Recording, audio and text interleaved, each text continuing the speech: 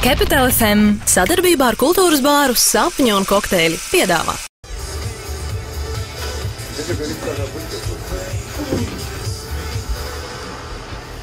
Lūdzu.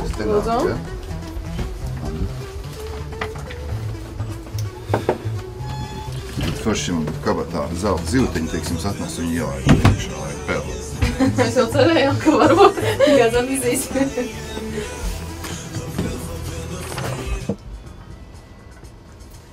Labrīt, labvakar un arī labdien Capital FM ēterā kino raidījumā Stopkadrs. Sveicināti kārtējo reizi! Esam Capital FM ēterā. Ilza Kļaviņa un Diana Saule jūs informēs par aktuālo gan mūsdienās, gan pagātnē. Un pirms iepazīsimies ar šīs nedēļas ekspertu viesi, atgādināsim, ka runāsim par filmu Rolanda Kalniņa filmu Pie jūras klimats 1974. Gada filma. Šodien studijā mums ir fotogrāfs, kā jau Diana minēja, Valds Kleins, un parasti mēs uzdodam provokatīvu, mazliet tādu jauku jautājumu mūsu viesiem, lai atklātu kaut kādas citas nianses. Un, ja drīkst, atļaušos uzdot tādu jautājumu, kādi būtu 3 priekšmeti, ar ko jūs varētu sevi raksturot? Tā, sākās. Vispirms labrīt tiem, kas ir pamodušies. Un labs vakars tiem, kas pēc darba skrien klausīties šo rādījumu. Nu jā, arī tiem, kas vēl nav aizgājuši gulēt. Es gribēju uzreiz teikt, kāpēc jūs tā apsaukāties. Sauc man par ekspertu. Es neesmu nekāds eksperts. Man patīk filmas, un es skatos ļoti daudz, bet, lai būtu par ekspertu, tur vajag būt ļoti augstās domās par sevi, un es tādās neesmu. Bet attiecībā par priekšmetiem, atbildēšu godīgi, ka es neasociēju sevi ar priekšmetiem. Un, tā kā jūsu jautājums ir izgāzies, jūs varat uzdot nākamo. Hip, parā, es jūtos priecīgi arī ar tādu atbildi, tāpēc, ka tomēr tā ir atbildi. Paldies. Nu tad pieiesim pie nopietnākiem jautājumiem, kur tomēr varēs arī precizēt. Valdi, jūs, ja ticam informācijai, ko var atrast internetā, mūsu plašajā un visiem pieejamajā, tad jūs esat studējis, mācījies Ļeņingradas Valsts kultūras institūtā, kino un foto fakultātē, pareizi? Nu, tik tālu, cik internets to stāst, droši vien pareizi. Es pats gan tam neticu, bet, lai tā būtu. Kaut kā mums pie kaut kā ir jāturās. Pieņemot to versiju, ka tā ir, tāpēc mans jautājums ir tāds, kā jūs pāris teikumos varētu raksturot to savu studiju laiku un kas ir vispilgtāk palicis atmiņā tieši no... Studiju laiks bija absolūti brīnišķīgs, un tie ir 80. gadi Pēterburgā. Tur ir daudz skaistas atziņas, viena no tām, ka es nemīlu šo pilsētu un nekad nemīlēšu. Jo tā ir bijusi tomēr Krievijas valsts galvaspilsēta, un visa arhitektūra ir megalītiska. Respektīvi, es kā atbrauc puika no Rīgas, kur salīdzinoši mājas ir nelielas, un draudzīgas un patīkamas. Pēterburgā milzīgie prospekti, milzīgās platās ielas un milzīgās ēkas postulē vienīgi patiesību. Tu cilvēki neesi nekas, tu esi niecība. Vara ir pār tevi. Tas izpaudās arhitektūrā, tas izpaudās arī Padomju Savienības impēriskajā domāšanā. Un mēs jau te bijām izlaidušies Latvijā dzīvodām. Mēs te spēlējām mazos rietumus, bet Krievijā tur nonāca īsti Padomju Savienības impēriskās domāšanas ķetnās. Gan lekciju materiālā, gan profesoru attieksmē, visā pārējā. Bet tas tā. Skaistas lietas bija ļoti daudz atziņu, ka nekad, kā kopmītnes dzīvojot, var darīt visu, kas ienāk prātā dzīvē. Izņemot vienu lietu, tur nevar mācīties. Un tā iemesla dēļ es strādāju 2 gadus par sētnieku, un sētniekam bija tāda privilēģija, viņam bija savs dzīvoklītis, un tie bija ārkārtīgi skaisti brīži, tie agrie rīti un vēlie vakari, un tā īpatnējā publika, kas tāda puseņģeļi, pusvēlni, kas staigā, naktī vai agri no rīta. Tie nav parasti cilvēki, tie ir kaut kādi tādi spoku un drakuls. Tur ir viss pasākā nekā stāsts, mēs varam neiestrēgt tajā. Bet katrā ziņā laiks ir brīnišķīgs, laiks bija brīnišķīgs, un kā jebkurš, kā arī šis brīdis, kurā mēs runājam. Tā gan. Bet kā bija ar to, tas bija apzināts solis, ka jūs gribējāt studēt tieši to un tieši tur? Šai ziņā es biju tāds, tā kā gliemezs. Lai kā tu viņu neliec, lai izskatās, ka viņš lēni tur kaut kur rāpo pa dārzu vai pa kādu ļaviņu, kā tu viņu nenoliec, viņš tik un tā kaut pagriežās un iet savā virzienā. Un mērķtiecīgi es gribēju kino, es gribēju fotogrāfiju, un nekas man no tā nevarēja novērst. Un Pēterburga bija otrais mēģinājums pēc tam, kad Maskavā man atteica. Patiesībā es jau pats biju vainīgs. Es uzrakstīju iestāšanās eksāmenu krievu valodā ar 76 kļūdām. Visus radošos eksāmenus nolikdams spīdoši. Man bija saruna ar rektoru, kurš teica, lūdzu, atbrauc nākamgad, mēs kaut kā norganizēsim, lai tas krievu valodas diktāts vai sacerējums būtu bez kļūdām. Bet es to ņēmu ļaunā, jauns un muļķis būdams, un teiksim tā, sodīju Maskavu ar to, ka aizbraucu studēt uz Pēterburgu. Vēlēs jautāt, kā ir ar kino? Kas tieši ir tas, kas vilina, un kāpēc jau agrā jaunībā gribējās uzsākt šo savu dzīves ceļu tieši ar kino saistot? Tīri formāli ģimeniski. Mans tēvs bija ar pretenzijām uz to, ka viņš varētu rakstīt scenārijus. Viņam ārkārtīgi patīk literatūra. Viņa draugi bija literāti un dzejnieki Liepājā, kurā es esmu dzīves un audzis. Un otrkārt, tēvbrālis, vistuvākais vīriešu kārtas radinieks bija Mārtiņš Kleinis, operators filmā Vēla kalpa un pie Bagātās kundzes un tā tālāk. Tā kino studijas, Rīgas kino studijas atmosfērā diezgan bieži nācās būt, nevis pašā kino studijā, bet tajās apspriedēs virtuvē pie cigaretēm un kafijām, kur vīri runāja un spried par kino. Un es kā mazs puika ar milzīgām acīm un mazu muti, jo runāt nedrīkst, vienkārši tur bija klāt. Klausījos, ausis man tāpēc tik liels laikam, ka es tik daudz esmu klausījies. Tad mazliet precizējums, tad kādēļ tieši fotogrāfija ir pārvērsusies par dzīves stilu, nevis kino? Fotogrāfija ļoti egoistiska apsvēruma dēļ, tādēļ, ka man bija tāda iespēja 2 vasaras pastrādāt kinostudijā, kā tādam puikam, kas pienes lieliem vīriem kafiju un tēju un palīdz kaut ko tur darīt. Un milzīgi bija man vilšanās strādājot kinogrupā, to, ka visi viens uz otru gaida. Un, teiksim, piedzēries aktieris, kurš neierodas uz filmēšanu, aiztur 40-50 cilvēku grupu uz vairākām stundām, kas visi sēž un gaida. Un teiksim, operatora Niķis, viņam kaut kas, kādas domstarpības ar režisoru, un viņš nosviež savu jaku un aiziet uz 2 stundām. Tas man nepatīk. Es skatījos, ka šis komandas darbs nav produktīvs, un es sapratu, ka es negribu tomēr tajā piedalīties. Un fotogrāfija man tā kā sniedza visu iespējamo. Tur esmu pats atbildīgs par visu. Tur es pats izlēmu, kad es strādāju, kad nē, kad niķojos, kad dusmojos, un tā es arī gāju pa šo ceļu. Vēl tiesimies nelielā reklāmas pauzē, pēc tam būs Kesha ar We Are Who We Are, un tad turpināsim par pie jūras klimatu.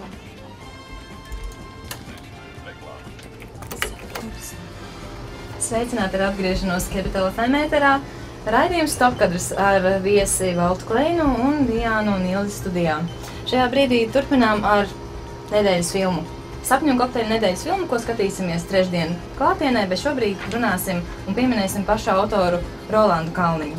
Dzimis 1922. gadā 9. maijā un savu karjeru turpinājis ar pašattīstību kā asistents lielajiem režisoriem, tajā laikā pat pirmajām filmām, kas tapa Padomju Savienībā, un turpināt arī ar saviem daļdarbiem. Un runājam par Rolanda Kalniņu, vienu no aizliegtajām filmām par piejūras klimatu, 1974. gada filmu. Zināms, Rolandam Kalniņam tā nav vienīgā, kuru uzfilmēja, aizliedza rādīt, un pēc tam tikai pateicoties tam, ka viss aktivizējās 90. gadu sākumā, un to, kas vēl bija saglabājies, tika parādīts arī skatītājiem. Vēl tātad no aizliegtām filmām jāmin Akmens un Šķembas, un arī 4 balti krekli, jeb cits nosaukums vēl tajā filmā ir Elpojiet dziļi, bet šoreiz par pie jūras klimatu. Bet runājot par daļradi, kas tika vairāk kārt aizliegta, koriģēta un deriģēta un deliģēta, gribas jautāt mūsu viesiem, kādas ir domas, varbūt sajūtas par šo te Rolanda Kalniņa daļradi? Katrā ziņā Rolanda Kalniņa daļradi ir mītiska, tas ir, teiksim, daļai mākslīgi, daļai pēc būtības radies mīts. Un viņš bija kulta cilvēks, un katrā, teiksim, apspiestības periodā ir vajadzīgi savu kulta cilvēku. Es negribu teikt, ka mēs dzīvojam brīvā laikā, mēs arī dzīvojam apspiestības laikā. Un arī mums ir savu kulta cilvēku un savu aizliegtie. Un es atceros savā laikā, man bija jānorganizē viena vienu materiālu iespiešanu par fotogrāfiju, un es vērsos pie Jomina, pie tāda krievu kritiķa, kas raksta par fotogrāfiju. Viņš kategoriski atteicās, viņš teica, man tas neinteresē. Bet es teicu, zini, šo mēs izdosim samizdatā. Un tad viņš teica, samizdata tas ir tā kā pagrīdes iespiedu darbos. Tad uz rotaprintu pavairosim un slepeni izplatīsim tikai starp tiem, kas interesē. Un tad viņš teica, wow, tas ir tas, ko lasa. Tas, ko var nopirkt veikalā, to nelasa. Bet to, kas ir, teiksim, tiek izplatīts pagrīdes ceļā, to lasa visi. Es piekrītu uzreiz. Tad ar Rolanda Kalniņa ir kaut kā līdzīga, un tā leģenda par to viņa aizliegtību un nepareizību, un tā laika cenzūras attieksme radīja, protams, kultu un mītu, un tur spietoja tā laika labākie, interesantākie cilvēki, aktieri, muziķi, un Kalniņš to visu papildināja pats kā Kronis būdams un Pērli, kā Imants Kalniņš, esmu kā mūzikas Pērli visās viņa filmās, bet es vakar noskatījos pie Jūras klimata, un es tieši godīgi, es neko tik debilu neesmu redzējis sen. Es šo vārdu nebaidos lietot, es nekā citādāk to nevarētu taču nosaukt. Gods un slāvā 4 baltiem krekliem, tā brīnišķīgi ataino tā laika notikums un situācija, bet bija Jūras klimats, un es nebrīnos, kāpēc viņa tika aizliegta, ne jau tāpēc, ka tur tika vēstīts kaut kādas patiesības. Tas bija viena ļoti talantīga cilvēku moka ceļš, un tā ir absolūti izgāšanos un absolūti neveiksme. Tas nenozīmē, ka šī filma nebūtu skatām. Viņi noteikti var skatīties vienam pēc, kā talantīgs cilvēks ieskrien un pieras sienā. Un pa visu var mēģināt šai sienai izskriet cauri un neko nevar izdarīt. Man ir savi apsvērumi, man ir sava pieredze, un tas ir mans viedoklis, un es kā Voltērs saku, ka tās ir mans domas, un es viņam pilnībā piekrītu. Ja jums šī filma patīk, brīnišķīgi, es par to neiebilstu, jo šai gadījumā es stāstu tikai to, ko es zinu, ko es pazīstu un kā es domāju. Skaidrs, varbūt tas ir tāpēc, ka tomēr filma nav pilnā tajā savā būtībā parādīt, jo mēs jau redzam tajās 36 minūtēs tikai to, kas vēl ir saglabājies. Vai arī tomēr, Valta, jūsu gadījumā, tātad jūs par to filmu zināt arī par to, ko tad režisors gribēja mums vēstīt nedaudz vairāk, vai varat to komentēt? Es domāju, ka viņš sapinās tajā, ko viņš gribēja vēstīt.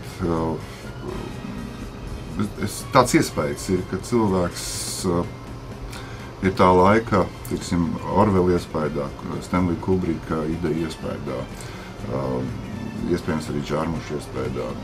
Respektīvi, cilvēks, kas padomju laikos ir saņēmis kaut kādas daļas, skripatiņas no pasaules brīvās elpas, no netradicionālas domāšanas, no uzdrīkstēšanās, un sācis to izmantot kā metodi imitēt to. Un šī imitācija ar to parodijas tipu filmu, kādu viņš mēģināja uztaisīt ar tiem absurdiem, viņi nestrādā, viņi ir neatbilstoši, un viņas poetiskās izpausmes nolaižās līdz tik zemam sadzīviskam līmenim, ka tas vienkārši ir nebaudām. Tas ir nebaudām šodien. Iespējams, ka tas bija ļoti svarīgi, ja tā filma būtu parādīta tā pašā 74. vai 75. 76. gadā, tad būtu izraisījis furoru un jaunieši būtu sekojuši šīm idejām. Tā būtu provokācija. Ziniet, ja viņi rāda šodien, tā provokācija ir nokavēta. Ja?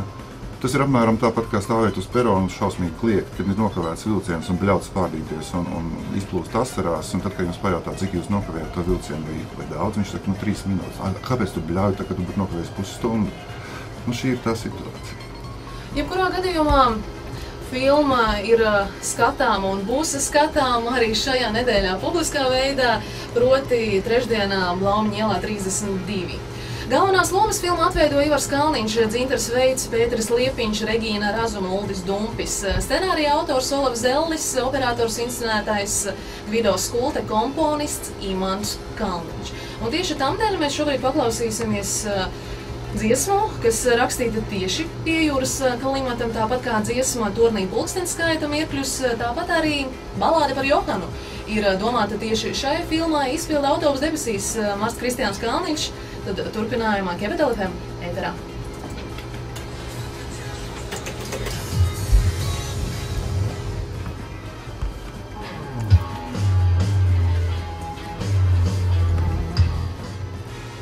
Jautājums vēl tev.